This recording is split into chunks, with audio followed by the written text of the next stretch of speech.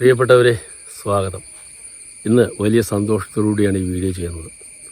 നിങ്ങൾക്കറിയാം, നമ്മുടെ ചാനൽ ഇന്നലെ, അതായത് ജൂൺ 5, 2025 ഇന്നലെ ലോക പരിസ്ഥിതി ദിനത്തിൻ്റെ അന്ന് 1000 സബ്സ്ക്രൈബേഴ്സുള്ള ഒരു ചാനലായിട്ട് മാറി. അതുകൊണ്ട് ഈ ചാനലിനെ വളർത്താൻ വേണ്ടി സഹായിക്കുന്ന എല്ലാവർക്കും നന്ദി പറയട്ടെ, സബ്സ്ക്രൈബേഴ്സിനും വ്യൂവേഴ്സിനും.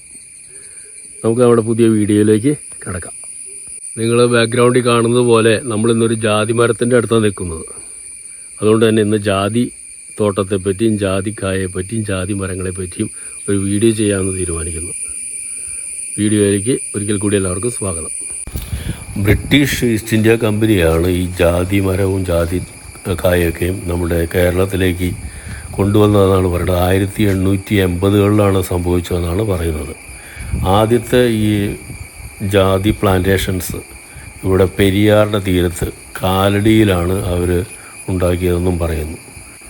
അതുകൊണ്ട് തന്നെ എറണാകുളം, തൃശ്ശൂർ, കോട്ടയം ജില്ലകളാണ് ഈ ജാതി കൃഷിയിൽ മുൻപന്തിയിൽ നിൽക്കുന്നത്. ഇപ്പോൾ ഈ പറമ്പിൽ കാണുന്ന ഈ മരത്തിൻ്റെയൊക്കെ മുൻഗാമികൾ, അതായത് ഇവിടെ ഈ പറമ്പിൽ ഞങ്ങളുടെ അപ്പൂപ്പിൻ്റെയൊക്കെ കാലത്ത് ജാതി വാങ്ങിക്കൊണ്ടുവന്നത് നമ്മുടെ കാലടിയിൽ നിന്നാണ്.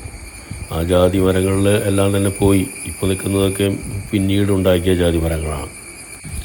ഇന്ന് ഇന്ത്യയിൽ ഏറ്റവും കൂടുതൽ ജാതി ഉൽപ്പന്നങ്ങൾ ഉൽപ്പാദിപ്പിക്കുന്നതും അതുപോലെ ഏറ്റവും ക്വാളിറ്റിയുള്ള ജാതി ഉൽപ്പന്നങ്ങൾ ഉൽപ്പാദിപ്പിക്കുന്നതുമായിട്ടുള്ള സംസ്ഥാനം നമ്മുടെ കേരളം തന്നെയാണ്. ഇന്ന് ഈ കേരളത്തിൽ ഇതിൻ്റെ ജാതി മരങ്ങളുടെയും ജാതി ഉൽപ്പന്നങ്ങളുടെയും കേന്ദ്രം നമ്മുടെ എറണാകുളം, തൃശ്ശൂർ, കോട്ടയം ജില്ലകളിൽ നിന്ന് പതുക്കെ ഇടുക്കി ജില്ലയിലേക്ക് മാറിയിട്ടുണ്ട്. ഇപ്പോൾ ഇടുക്കി ജില്ലയിലാണ് കൂടുതൽ ക്വാളിറ്റിയുള്ള വലിയ കേടൊന്നുമില്ലാത്ത ജാതികൾ ഉള്ളതെന്നാണ് പറയുന്നത്. ജാതി ഉൽപ്പന്നങ്ങളിൽ ഏറ്റവും പ്രധാനപ്പെട്ടത് അതിൻ്റെ ജാതിപത്രിയും പിന്നെ ജാതിക്കായുടെ ഉള്ളിലുള്ള പരിപ്പുമാണ്. നമുക്കറിയാം, ഈ ജാതിപത്രി അത് ഉണക്കി നല്ല സൂക്ഷിച്ച് കൊടുക്കുമ്പോഴാണ് വില കിട്ടുന്നത്. ഏറ്റവും വിലയുള്ള സാധനം ജാതിപത്രിയാണ്. ഈ കാണുന്ന പൂവ്, ആ ചുവന്ന പൂവിനെയാണ് നമ്മൾ ജാതിപത്രി എന്ന് പറയുന്നത്. പിന്നെ ആ കറുത്ത കായ അത് നമ്മൾ ഉണക്കിയിട്ട് കിലുങ്ങണ സമയത്ത് നമ്മൾ പൊട്ടിച്ചെടുത്ത് അതിൻ്റെ ഉള്ളിലുള്ള പരിപ്പും നല്ല വിലയുള്ളതാണ്. ഒരു കാലത്ത് വലിയ വില വരെ എത്തിയായിരുന്നു, 600-700 കിട്ടിയായിരുന്നു. അത് കുറഞ്ഞു.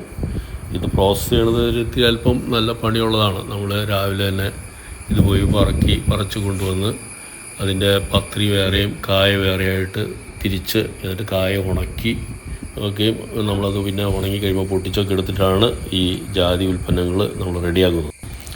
ഈ ജാതിപത്രി വാറ്റി അതിൻ്റെ തൈലം എടുക്കും, പിന്നെ ജാതി വെണ്ണ എടുക്കും, സത്തെടുക്കും, ജാതിപ്പൊടി ഉണ്ടാക്കും. ഇതൊക്കെ പല കാര്യങ്ങൾക്കും ഭക്ഷണത്തിന് രുചി കൂട്ടാനും പിന്നെ സുഗന്ധ വ്യഞ്ജനങ്ങളായിട്ടൊക്കെയാണ് ഉപയോഗിക്കുന്നതെന്ന് പറയുന്നത്. ഇതിന് വേണ്ടിയിട്ടുള്ളൊരു കമ്പനി ഇവിടെ ഈ അങ്കമാലി, ചമ്പന്നൂരുണ്ട്. പണ്ട് അതിന് ബോംബെ ഓയിൽസ് എന്ന് പറയുന്നത്, ഇപ്പോൾ അതിന് കാൻകോർ എന്നാണ് അതിൻ്റെ പേര്.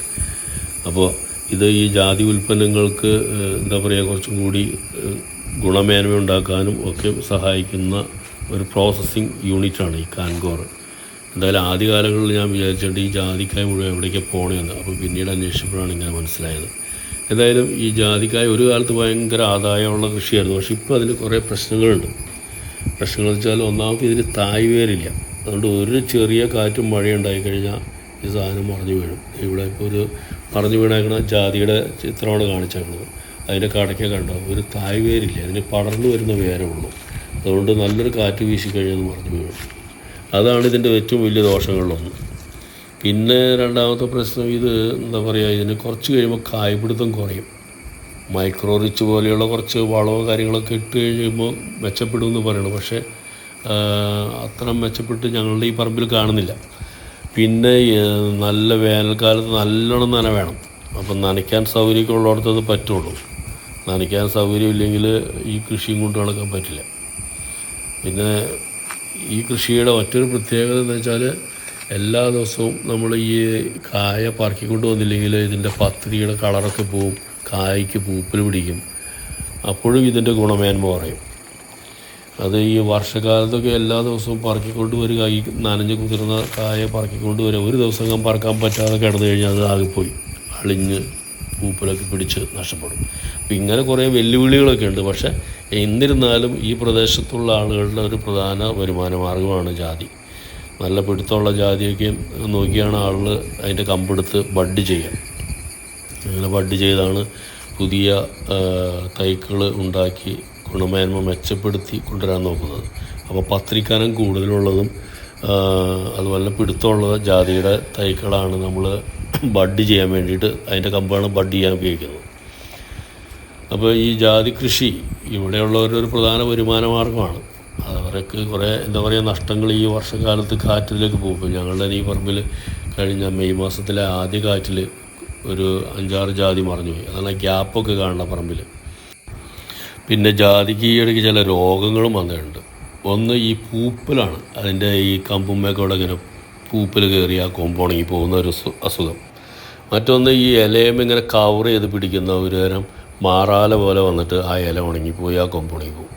അങ്ങനെയുള്ള ജാതി കാണുമ്പോൾ പിന്നെ പിടുത്തവും കുറയും.